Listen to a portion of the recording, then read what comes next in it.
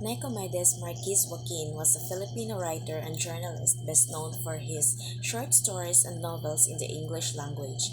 He also wrote using the pen name Quijano de Manila. In 1976, Joaquin was conferred the rank and title of National Artist of the Philippines for Literature. Joaquin is the author of The Woman Who Had Two Navels.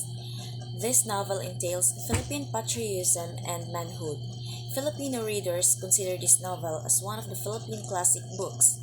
Joaquin is not only a novelist but also a poet, playwright, essayist, and biographer. His other literary works largely adhere on Philippine culture and heritage. His novel is narrated by a third-person narrator and is divided into 5 chapters. Chapter 1, Paco, Chapter 2, Macho, Chapter 3, La Vidal, Chapter 4, The Chinese Moon, and of course the Chapter 5, Dr. Monson.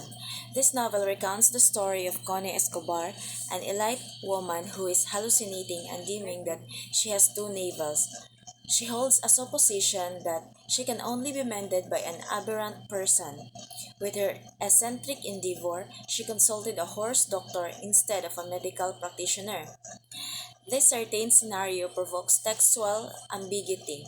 On a related note, Suarez 20 goes on elaborating that the event in the fictional narrative makes reader to interrogate.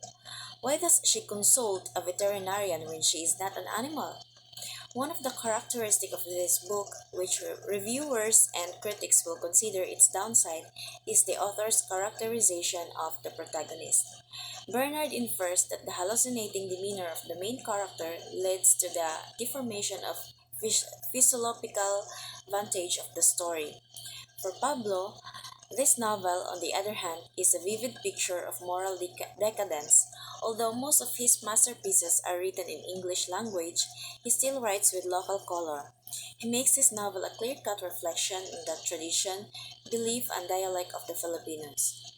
In historical fiction, the setting portrays genuine condition in the period of history. The opening scene of the story takes place in Hong Kong. Perhaps Joaquin uses this place to delineate historic linkage between Hong Kong and the Philippines. Tracking the Philippine history, Emilio Aguinaldo, a revolutionary leader during the Spanish colonial era, agreed to an armistice of Biak na Bato. In exchange for amnesty and democratic reform, he and his compatriots concurred to surrender their arms and accepted expatriation to Hong Kong. More so, in his self-imposed exile, Rizal befriended many educated people in Hong Kong. In fact, many critics and reviewers consider Joaquin as the forerunner of the historical ideals of Rizal. Joaquin follows the typical style of many historical fictionists. The events of the story are true to the people living in the Philippines. He portrays realistic details that convey the social concerns and manners of the past era. In fact, this type of fiction remains imminent all over the world. Constantino testifies that his novel is a journey of self-actualization. She further elaborates that his novel depicts and echoes the heroic conduct of men.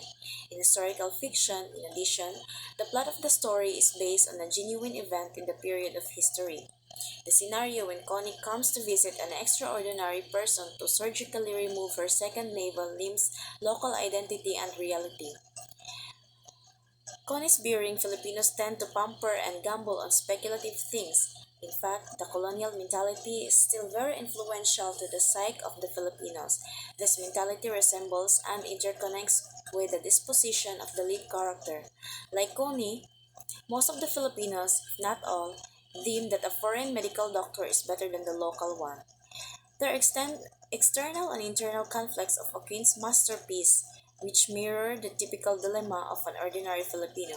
One of the external conflicts of the story is when Connie condemns her mother after making an affair with Macho Escobar, her husband.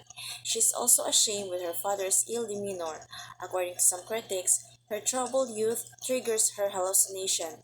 This external conflict evokes Connie's internal struggle. She could hardly move on from her past. The conflicts of the story analogize the colonial era to an infirmity. Connie's belief of second navel serves as a nurturing link between the time of subjugation and to the current situation of the Philippines. Arong declares that Connie has to face her past and acknowledge its effect on her current ordeal, just as the rewriting of Philippine history has to include its Hispanic aspect because it can lead to serious consequences.